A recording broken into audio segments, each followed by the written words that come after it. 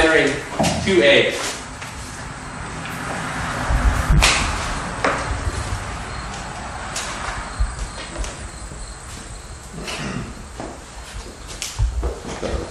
Is very odd.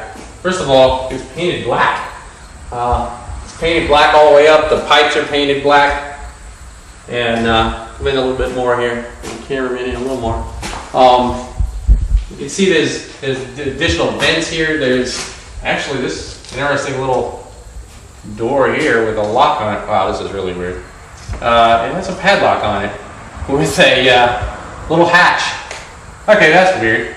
If I was in the 20s, I'd say that's a speakeasy, you know, and that's how you order your liquor or something. But in the military base here, I'm not really sure what in the world that would be used for. That's really odd. It's not even waterproof.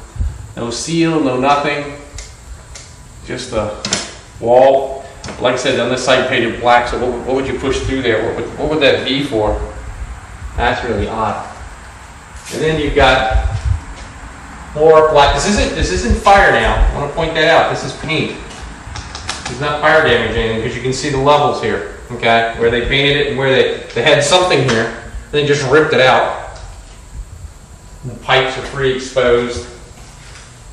They did have windows over here. The old government, really thick glass with the chicken wire in the middle. If you look at this stuff, it's just like a 1/4 inch thick. It's incredible. I mean, they really didn't want anybody to break it, that's for sure. And then, we'll point up this way. One towards the ceiling. Okay, if we look over here, we can see again against this other side of the wall, more of these vents. There's vents all through this place like this. Like they have to have a lot of airflow or air exchange in here. They're just everywhere. There's like 3 or 4 vents sometimes in one room. I'll show you some of those. But again, all black ceiling, black door, you name it. They just painted the whole thing black. Could have been some kind of photo lab or something, but it seems kind of strange because again, this is supposed to be the barracks. I wouldn't want to sleep in this room, I'll tell you that much. Let's move on to the next. If we look down here, we've got a wide open room, kind of down through this way. And this probably was that sleeping quarters, what I'm thinking. This is where it went. And it had different things in here, beds and cots. There were 108 men originally on this base, somewhere around 1954, 55. Hard to say when it actually, got to that level. But there was a lot of people on this base. This was huge. This had an enormous amount of, people that were stationed here, and all high security. And they had to sleep somewhere and they had to eat somewhere. And this is where they slept.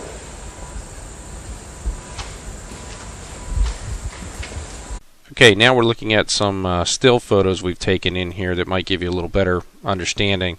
This first still photo that you're looking at right here is from another room adjacent to the darkroom. As you can see, this room is also painted black, but the darkroom itself was a little more unusual the way it was set up. This one's just painted black with no real special doors in it or anything else.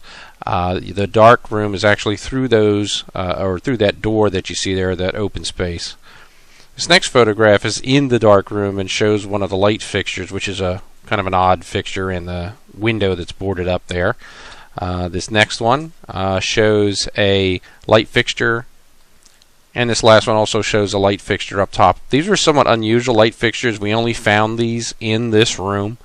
All the other fixtures from the other room were made of porcelain and seemed to be a lot older. This light fixture actually fell apart the moment we touched it. It wasn't quite as durable as the other fixtures that we have and we found to put up on eBay. This next photograph is actually the vent that we saw. Now this vent backed up to the classroom and was actually covered by the actual green board or blackboard. And it's weird that they would have put that behind that like that, but when we took the blackboard, green board down, this vent was on the other side. What we thought was interesting about it was that we could actually shine a flashlight in it on the other side, and although it would let air in, it let no light in at all. So obviously this was for some sort of darkroom procedure so that they could get air in but no light. This other photo is again of the sort of door that goes outside, and this door, this metal door that kind of opens and has a padlock on it. We thought was very strange. We did want to show you in this next photo a picture of what it looks like from the outside. It's got some wires coming out. We don't think that really addresses anything because they just kind of dangle in out there, not plugged into anything, so that doesn't seem to be anything real important here. This next photo, though, shows the underneath it. If you look at the ground, that's all cement right there. It's almost like something could back up against this and come up against that door, and they could pass things through that door in a completely dark environment into some sort of vehicle or some other kind of chamber or something that was put out here on this metal pad, or I should say the cement pad, and then drive away with it possibly. Difficult to say. I mean, it's not that wide a pad of cement, so it's a little difficult to say why that was there. But as you can see, it's really weird. I mean, again, this darkroom passes right outside to outside, right to the outside. Very odd, very unusual piece, the darkroom.